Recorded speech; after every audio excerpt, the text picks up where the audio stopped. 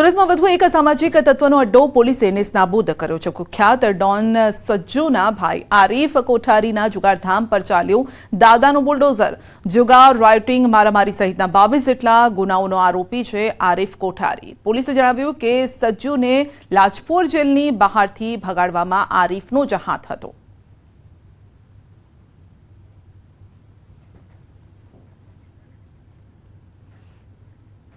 અમદાવાદમાં ભારત રક્ષા મંચની કાર્યકારિણીની બેઠક યોજાઈ। શિવાનંદ આશ્રમમાં સ્વામી પરમાત્માનંદ સરસ્વતી મહારાજની ઉપસ્થિતિમાં બેઠકનું આયોજન થયું। કાર્યક્રમમાં પ્રમુખ પદે પૂર્વ મુખ્યમંત્રી વિજય રૂપાણી હાજર રહ્યા, સાથે જ અતિથિ વિશેષ પદે ઇસ્કોન ગ્રુપના પ્રમુખ પ્રવીણ કોટકે હાજરી આપી।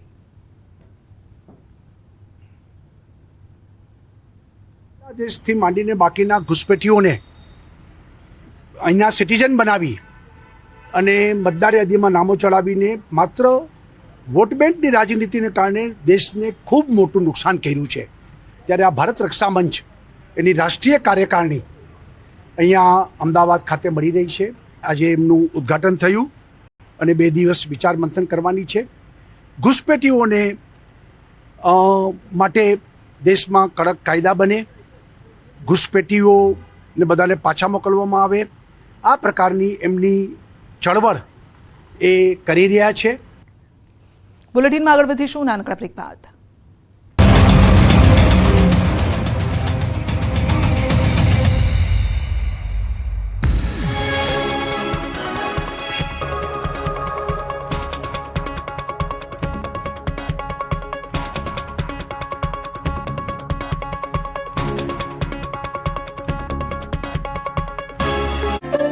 તાપીના સોનગઢથી હિંદલાથી ઉમરદાને જોડતો રસ્તો છેલ્લા 3 વર્ષથી બિસ્માર હાલતમાં છે। રસ્તા પર દેખાઈ રહેલા સળિયા અને ભ્રષ્ટાચારના બેનમૂન નમૂના છે। હિંદલા અને ઉમરાદને જોડતા રસ્તા ઘણા સમયથી ઉબડખાબડ હોવાથી વાહન ચાલકો ત્રાહિમામ પોકારી ઉઠ્યા છે। રોજે રોજ અહીંથી પસાર થતા વાહન ચાલકો ભારે મુશ્કેલી વેઠી રહ્યા છે। આ રસ્તો જિલ્લા મથક વ્યારા તરફ જવા માટે શોર્ટકટ હોવાથી સ્થાનિકો મોટાભાગે વ્યારા તરફ જવા આવવા માટે આ રસ્તાનો ઉપયોગ કરે છે।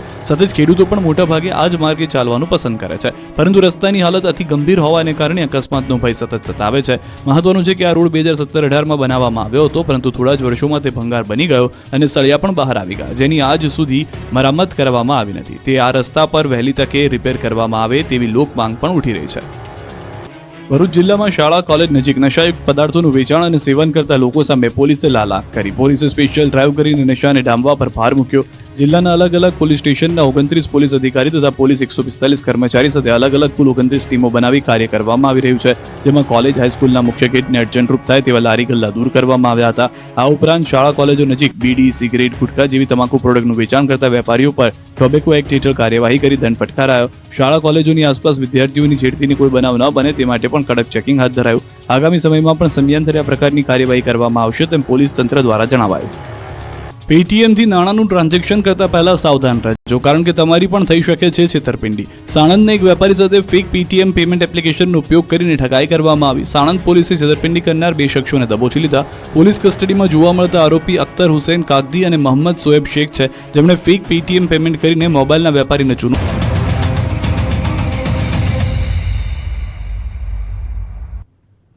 અંજારના મેઘપર નજીક લૂંટ મામલે મોટો ખુલાસો થયો છે। ભોગ બનનારે જ લૂંટને ઉપજાવી કાઢી હોવાનો ખુલાસો।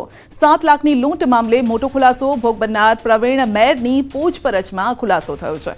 લૂંટને ઉપજાવી કાઢેલી વાર્તા રચીતી હતી। લૂંટની રકમ મિત્ર નાગપાલ સિંહને આપી હતી। પોલીસે લૂંટનો મુદ્દામાલ પણ કબજે કર્યો છે।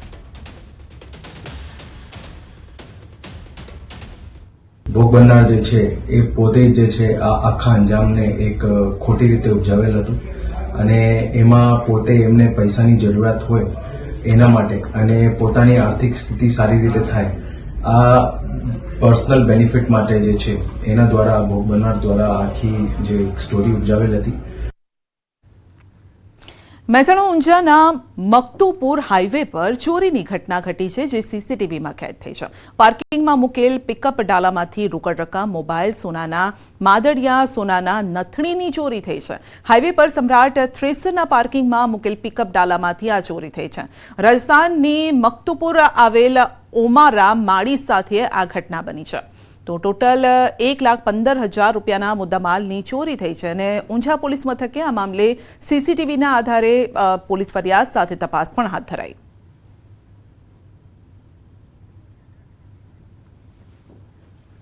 છોટાઉદેપુરના બોડેલી વિસ્તાર કે જે રેડ ઝોન તરીકે ઓળખાય છે, ઉનાળો આ વિસ્તાર માટે આકરી મુશ્કેલી લાવે છે. પાણીના તળ ઊંડા જતા રહે છે, પરંતુ હવે આ વિસ્તાર ગ્રીન ઝોન તરીકે પરિણમશે. જી હા, સરકારે આ વિસ્તારમાં રબર ડેમ બનાવવાની જાહેરાત કરી છે. તો 100 કરોડના ખર્ચે હિરણ નદી પર રબર ડેમ બનશે. ડેમ બનાવવાની સાથે અહીં રાજવાસણા, કાશીપુર સહિત અનેક ગામના લોકોની પાણીની સમસ્યાનો અંત આવશે. મહત્વનું છે કે 1958માં અહીં આ ડેમ બનાવાયો હતો, પરંતુ વર્ષો બાદ આ ડેમ સૂકોભટ બન્યો છે. પાણીનો સંગ્રહ મુશ્કેલ બન્યો છે અને ત્યારે ગામ લોકોની અનેક રજૂઆત બાદ આ વિસ્તારની સમસ્યાની નોંધ લેવાય છે. રબર ડેમ બનાવવાની જાહેરાત કરાઈ છે.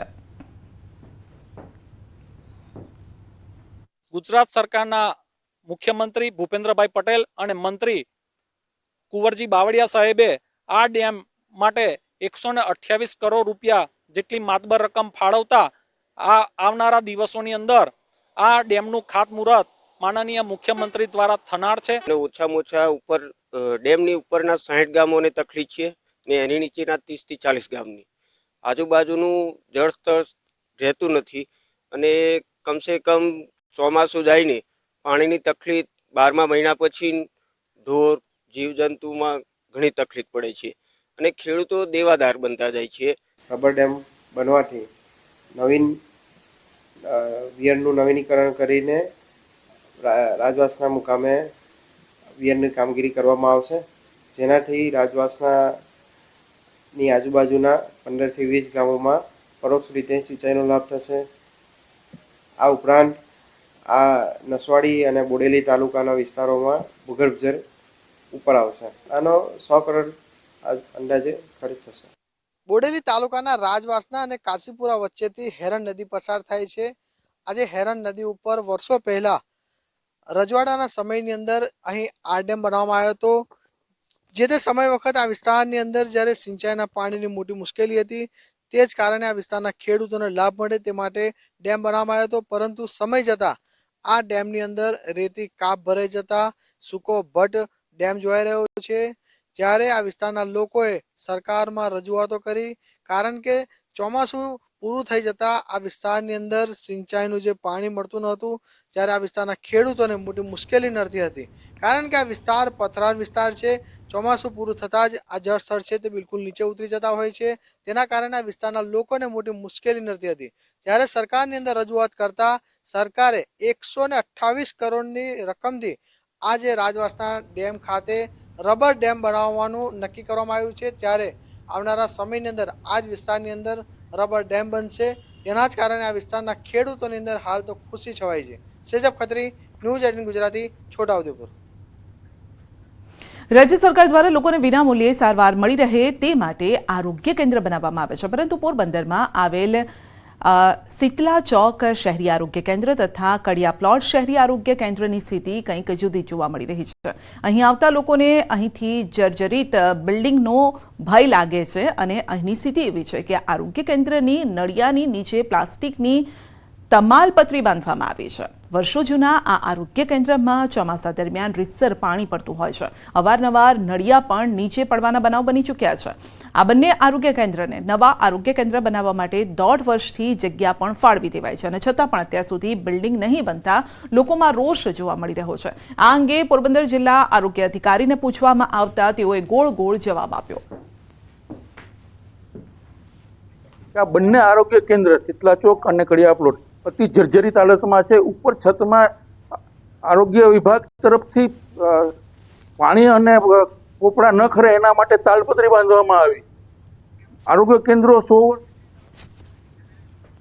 सीधा आपने ले जैसू हवामान विभाग की प्रेस कॉन्फ्रेंस स्थिति के लिए फोरकास्ट उसमें ड्राई वेदर प्रिवेल करेगा और मैक्सिमम टेम्परेचर की बात करेंगे तो आने वाले 4 दिनों के लिए मैक्सिमम टेम्परेचर में 2 से 3 डिग्री की बढ़ोतरी का पूर्वानुमान है. उसके बाद मैक्सिमम टेम्परेचर में 4 दिन के बाद 2 से 3 डिग्री के गिरावट का पूर्वानुमान है. और मिनिमम टेम्परेचर की बात करेंगे तो आने वाले 3 दिनों के लिए minimum temperature no large change में रहेगा. उसके बाद मिनिमम टेम्परेचर में 2 से 3 डिग्री के गिरावट का पूर्वानुमान है. और मैक्सिमम टेम्परेचर अहमदाबाद और गांधीनगर के रियलाइज की बात करेंगे तो अहमदाबाद में 37.2 और गांधीनगर का 36.8 मैक्सिमम टेम्परेचर रियलाइज हुआ है। और पूरे गुजरात स्टेट की बात करेंगे जहाँ पे सबसे ज़्यादा मैक्सिमम टेम्परेचर रियलाइज हुआ है वो राजकोट 38.3 डिग्री सेल्सियस। और विंड डायरेक्शन की बात करेंगे तो पूरे गुजरात स्टेट में जो लैंड रीजन पे विंड की डायरेक्शन होगी वो northerly to north easterly wind prevail करेगी। और आने वाले 4 दिनों के लिए discomfort condition entire Gujarat coast पे बनी रहेगी। और जो डिस्कम्फर्ट कंडीशन है वो डे 1, डे 2, डे 3, डे 4 यानी 22, 23, 24 और 25 तारीख को एंटायर गुजरात कोस्ट के लिए due to hot and humid air के कारण डिस्कम्फर्ट कंडीशन बनी रहेगी। टेम्परेचर राइज की बात करें तो कौन-कौन सी डिस्ट्रिक्ट है जहां हाईएस्ट टेम्परेचर? अभी जो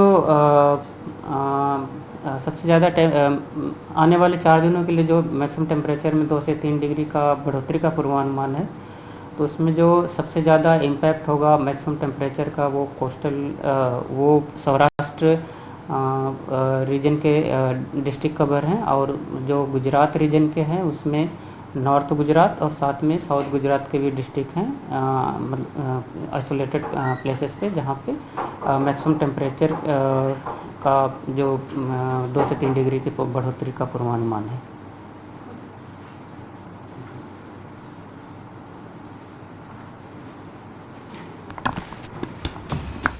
તો આવનાર 2-3 દિવસ ગરમી ભૂક્કા બોલાવશે કારણ કે તાપમાનનો પારો 2 થી 3 ડિગ્રી વધવાનો છે, માટે સાચવજો કારણ કે આ સમયમાં જ્યારે ડબલ ઋતુ પણ થતી હોય છે ત્યારે રોગચાળાનો પણ ખતરો રહેતો હોય છે।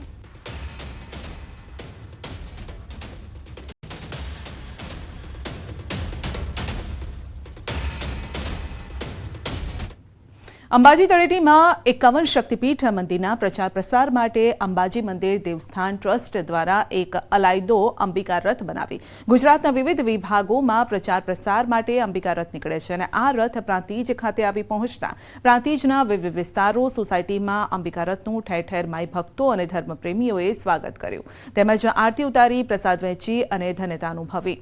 તો જે લોકો શક્તિપીઠની પરિક્રમા ન કરી શકે તે લોકો દિવ્યાંગજન માટે આ રથ આશીર્વાદ સમાન છે કારણ કે આના થકી વર્ચ્યુઅલી માતાજીના દર્શન કરી શકાય છે તેવી વ્યવસ્થા પણ છે।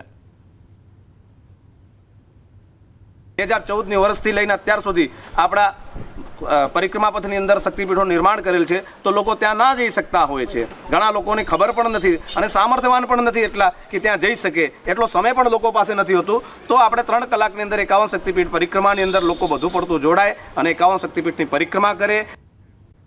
બુલેટિન